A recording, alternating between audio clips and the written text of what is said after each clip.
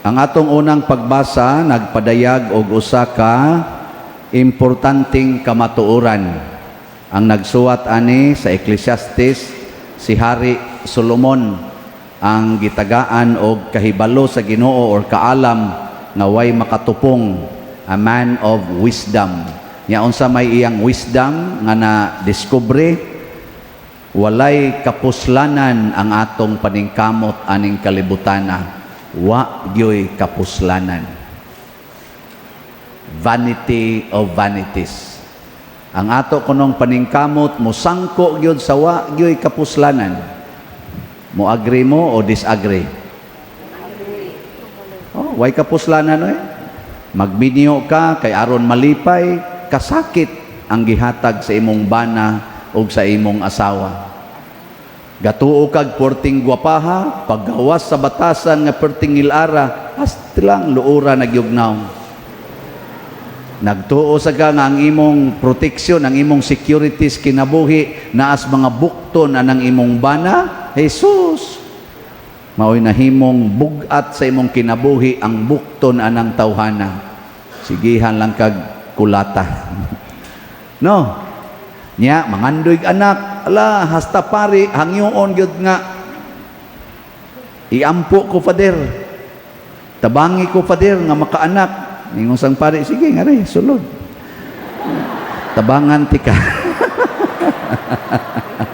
Dili ay kanang, gyud ba, bendisyonan gyud ba, kay haron, kay guo lagi kayo, sus pader, pagitaon mi anak pader. Inig kaanak na, sos, way kapusladan, porting buguya, porting tapulana, na adik sa cellphone, na adik sa computer, galuos na lang kag yaw-yaw, gasigi na lang kag ingon, hibawaan pa na ako, ay kaibya ninyo, may pagipatay, tanan mo atong bata pa mo Inig kadako sad, porti sang buguya, mangilad na di na musod sa eskwelahan, siging barkada, niya ang babae sad, sige sang short og mubo kayo gipunayan sa tukhang sa mga buangon.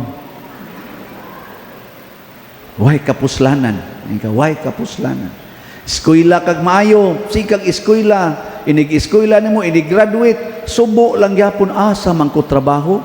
Inig ka trabaho sad, kapoy trabaho, gamay kay sweldo. Ana na sad.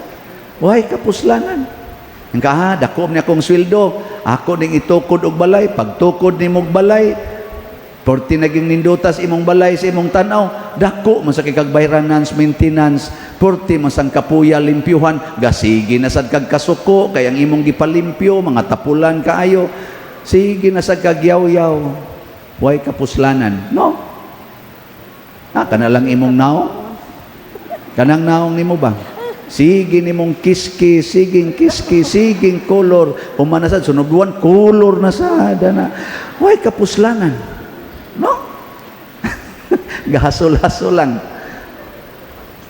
Inoon, kaming mga pari, siging dupa, inighuman, mapuslanon. Unsaon man, unsaon man aron mapuslanon.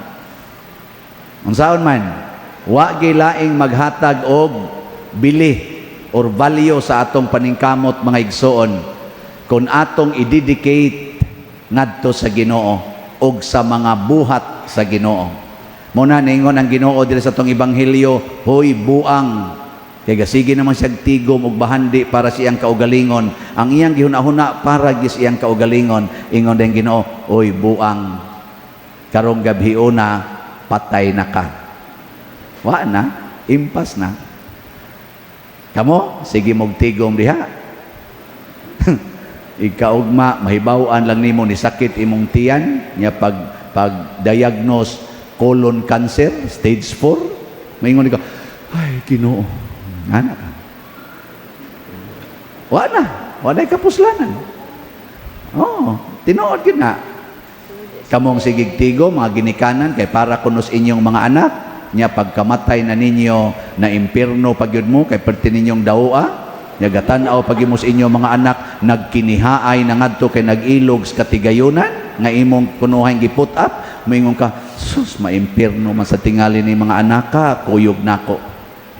Mo kay ikaw na impierno man ka kay hasta imo igsuon imong sang gikiha.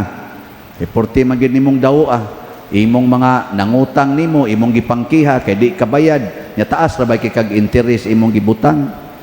Nya sige kag ampos Ginoo, Ginoo in taong tagain, taong ko grasya, mobayad unta ning mga nangutang nako. Anya sa may gisultis Ginoo, dili na paninglon ang utang. Ano na isultis Ginoo? Karon, suwayo, tistingin ninyo. Himua ang tanang paningkamot kay para sa imong isig katao. Tistingin. Kana bang gibuhat nila ni San Vicente Ferrer, nilang St. Francis of Assisi, nila ni Mother Teresa of Calcutta, ug uban pang mga santos nga atong gipasidunggan, apil na si Venerable Chupilo Kamumot. Kana bang maningkamot ka para imong ipaambit sa uban? Tistingi, lahi kayo imong feeling. Oh, why stress? Huwag tang ginang stress, magsige ra jud kag smile. Adi mo to? Sige, lingian na imong tupad. Inamusta man karon, naa kay stress, wa. Ina, pamutan na. Na stress karon o wa. Ginalingia ba imong tupad? Nya maingon ganin siya, kapoy oy, stressful kayo ang life. Pasabot ana ang iyang gihuna-huna para sa iyang kaugalingon. Siging tigom para sa kaugalingon. Bisan gani ka ng imong kilay ug para ra gid na nimo ang imong pagkiskis ana og pagbadlis, mas stress gyud ka. Bitaw, kay musugod man kag compare sa uban. Nya moingon man ka, mas tarong lagi to pagkabadlis ang iya ngako di kayo. Mura bag naay gamay comparison ba? Kay basta para sa imong kaugalingon, kay ang imong self imo namang i-compare sa uban. Pero kung ang imong self, imong gigamit para sa kaayuhan sa uban, wa may comparison. Unsa may comparison nga service-oriented man ka, other-oriented man ka, inignindot sa ilang naong, malipay man ka. Di ba?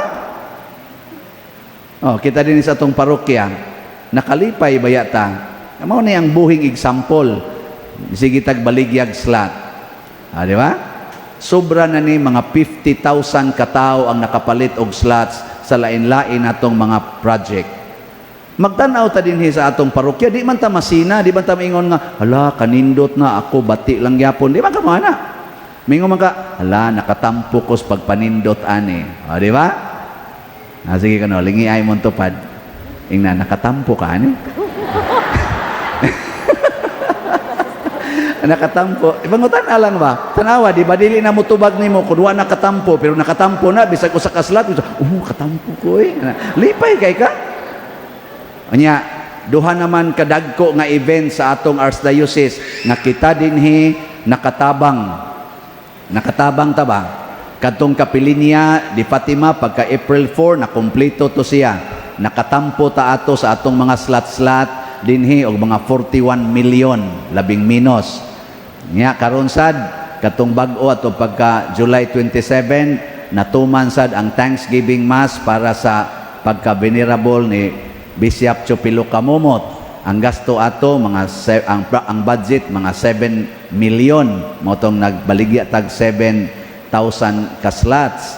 Ang atong total nga halin dinhi sa ato niabot og mga 6,148 nya dito sa ila 1,118 niabot og 7,266 ang atong total nga halin. Di ba? Pakpak. Korting lipayas mga madre, hasta ang nanambong dito, lipay kayo. Kay wa man sila ma-stress. Kay sige ra man tagtampo. Nya kamusang tanan nga nakapalit ato, hibaw jud kong lipayon sad mos Ginoo pinaagi ni Bishop Chupilo Kamumot. Ang tanang nakatampo ato, malipay gyud. Sige. Lingi ag usab imong tupad. Ingna pilay na tampo nimo ato. Pangutan ako na ba? Kaya wa nakatampo, magluspad na ginang naong. Tampo.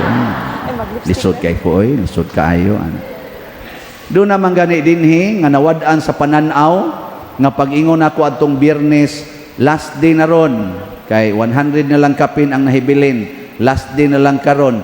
Pagkahapon, ni nga yun, nagpaagak sa iyang pag-umangkon to, yabotong apo, nagpaagak, kay basig di na siya makatampo sa iyang gipaningkamutag andam para ni Bishop Chupilo Kamomot. Paghatag niya diha, perti niyang lipaya, wa gani siya pananaw, pero malipayon kay siya. Pa-picture man gani ibidire, nako, paspas, ter, ingon siya, di man ko kakita pa der. Nako, may na lang kay nagkita kita, bisag dili ka kakita. Nako na, pa-picture ta na, para nindot kita tanawon. Ingon siya, sus, pader kanindot gyud aning imong simbahan. Ana siya? Wa siya kakita, pero nakikita siya sa kanindot. Ya, pag humana mo pa-picture, ingon dayon siya, ako bitaw pader no, magsige jud kog paminaw nimo. Nako, nahuman gyud slat, sus, nakaabot gyud ko pader, pertigin akong lipaya nga nakaabot gyud ko. Agas iyang luha ba? Ingon siya, unsa naman say sunod nimong slat pader? Nako, nako, unsa naman kang mura kag naadik, isa bitaw naadik nako. Kamo, nang-adik na maghatag og slat? O gipulan? Oy, daghan kay nang-adik. Ako gani, naadik mo sa kog hatag og slat? Ako proud kay ko aning pamaligyag slat. Nga naman, ang tanan nga gipalit og slat, wa gid na nakukuhai bisag 1 centavo. Ang tanan gid ana, ako ginang gidapat sa purpose nganong gihatag na para sa simbahan. Gani ako, kay naamasad ko'y akong income, maka-income baya may kay na masad may gitawag og honorarium or stipend kada biya namo dupa-dupa na biya ni kolekta. Gamhanan kining kamuta. Naa sa lugar sa nasa amo ana dili ka nang kolekta diha kay kanang kolekta na to inyong ihatag diri anha magyapon na simbahan, pero part ana tagaan sad mi kada namo misa ni ang matigom nako ana ako ginang kuhaag 10 na po ka igo-igo sa napo kaslat nya kay kada semana man among sweldo kada semana siguro kapalit og slat para pagpaniguro nga di gyud ko ma-question sa Ginoo nga ang kanang gipangpalit ninyo og slat naaris akong bulsa igatubang nako sa Ginoo proud sad ko nga kada semana makapalit sa kog 10 na po kaslats 40 kaslats kada buwan unya moabot ko diri mga kaabot pa ba kakog 2 ka semana ani gikan karon? Mamatay di ko. 59 na biya edad. Onya, og moabot sa kog mga 3 ka tuig gikan karon, di perting daghanan ako mapalit og slat.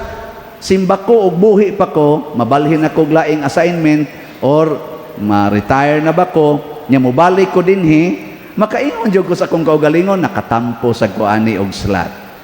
Di ba? Dili ko moingon nga nakapangaw-kaw sa kuani og slat. Mahibaw-an man nas Ginoo, na stress ta.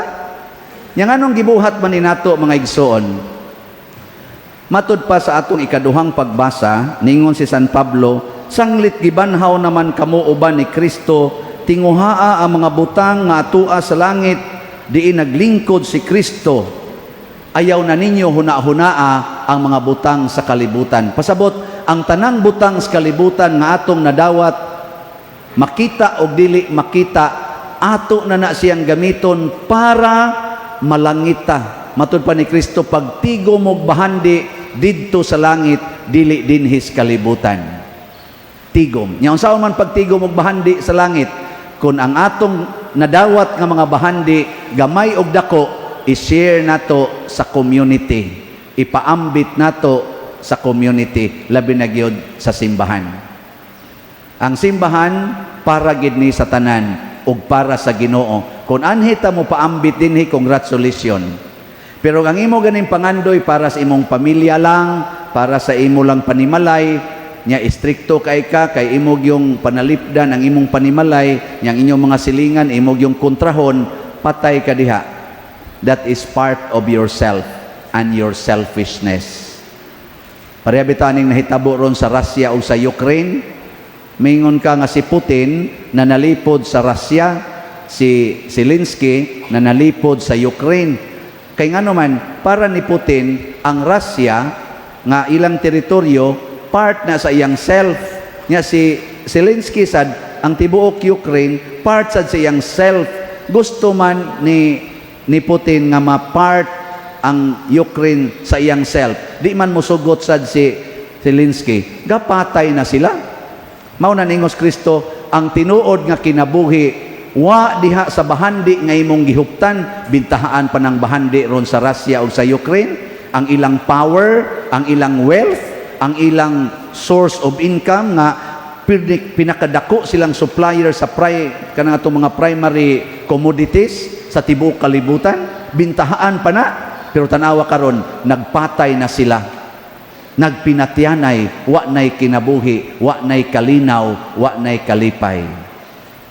Hain man ang tinuod nga kinabuhi, naas pagpaambit sa imong kinabuhi ngadto sa uban. Sige, lingian na imong tupad. Lingian. Ingna kining akong kinabuhi, imo sad ning kinabuhi. Sige na, ina. My life is your life. Sige. Tanaw na to dawaton ba? Basig ang imong giingnan ana ba, galagot nimo, ingon my life is your life. Maingon na siya nga kamatay diha oy. Kanang tawhana patay gina siya basta inana siya. Kung mag-sharing na tas kinabuhi, mugaan ang kinabuhi, munindot ang kinabuhi, plus mo supply pagyud ang Ginoo sa iyang kinabuhi ngan hinato. Muna hangyo sa Ginoo diha sa atong tubag sa Salmo, kon karon makadungog kamo sa iyang tingog, ayaw patig-aha ang inyong kasing-kasing. If today you hear His voice, harden not your hearts. Ngano man, kay patig-aho nato atong kasing-kasing, luoy kay tastanan. Maliwata ni mga tao karong nagdinumtanay, nagkupot og kwartang porting daghana, apan patay na ang ilang kalipay, ug ang ilang satisfaction in life. Patay na. Pulos na lang worries, anger, insecurities, and hatred. Oh, muna siya. Last na lang lingi, be. Last nga lingi. Ingna, sulti na imong kuan, sulti na imong tupad. Ingna, bisag, unsay mahitabo, mamahalin kita. Sige na. Sige na. Sultihin na. Ang nisulti, manindog ta.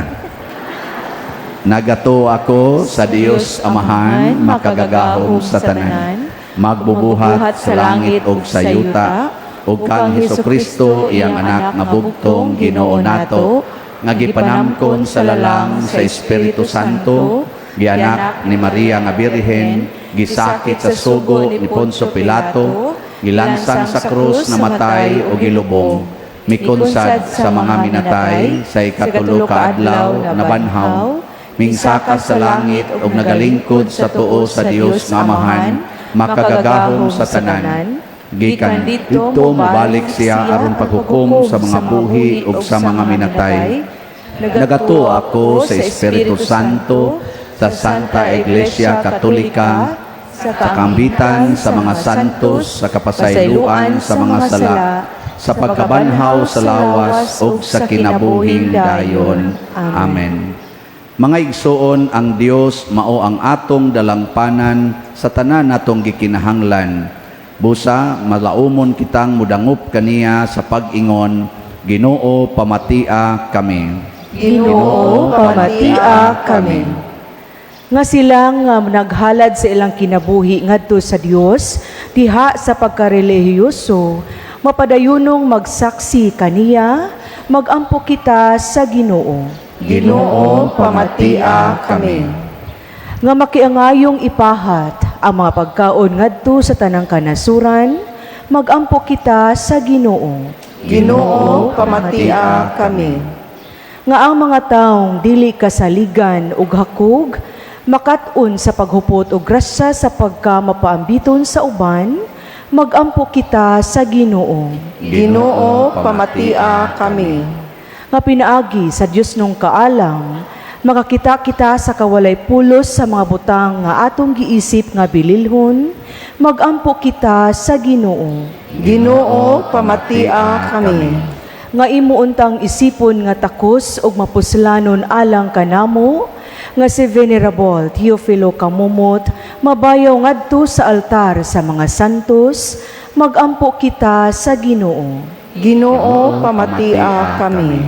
Alang sa mga proyekto dinhi sa atong simbahan, nga pinaagi sa pangama o paggiya ni San Vicente Ferrer, magmalampuson og mahuman unta, sumala sa atong mga giplano o gipangandoy, magampo kita sa Ginoo.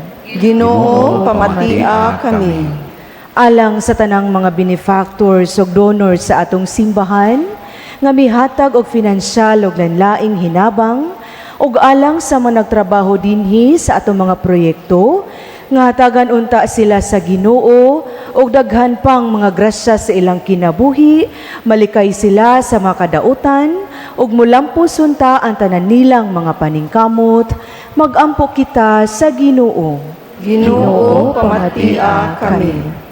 Nga ang kalag sa mga magtutuong mihalin, makadayon na sa gilangitnong puloy-anan, magampo kita sa Ginoo. Ginoo, pamatia kami. Santos nga Ginoo ug Amahan, kahimut-i pagdawat ang among mga pagampo, kay amo kining gituboy diha sa gugmag pagtuo pinaagi ni Kristo nga among Ginoo. Amen.